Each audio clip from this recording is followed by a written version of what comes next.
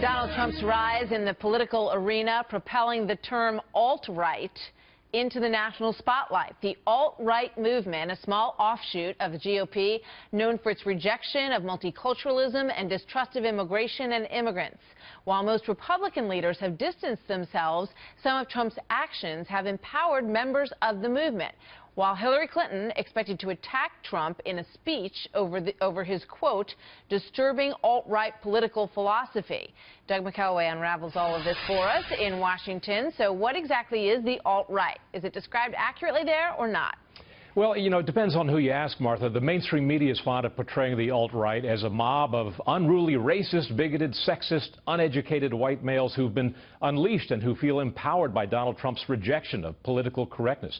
This is the behavior you often see portrayed in videos published by mainstream media showing violence and bigoted behavior outside of Trump rallies perpetrated by Trump supporters. Mainstream media outlets are much less inclined to feature videos that portray violence directed at Trump supporters. But even many conservatives reject the alt-right, such as former Breitbart editor-at-large Ben Shapiro, who resigned from that publication in part because of his former employer's alliance with the alt-right. The alt-right is sort of a nationalist populist movement that shot through with white supremacism and anti-Semitism, and you can see it in the Breitbart comment sections. But the alt-right is much more than that. Another branch of it reflected in the activism of people like Milo Yiannopoulos, a flamboyant, openly gay conservative activist who writes for Breitbart and who goes about college speaking tours ruthlessly savaging the left's obsession with, microaggressions and safe spaces, things of that sort. He gets under their skin, Martha. He sure does. So, how did they come up with these tactics? What's the background here, Doug?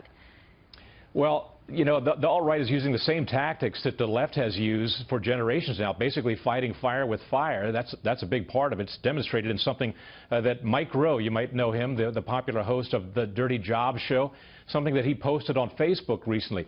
It's okay to poke fun at Trump supporters as uneducated white men, he says, but Rowe asks rhetorically, and I'm quoting here, if the media didn't care about the lack of college among black men supporting Obama, why do they care so much about the lack of college among white men supporting Trump? Moreover, when exactly did a lack of college education become synonymous with a lack of education?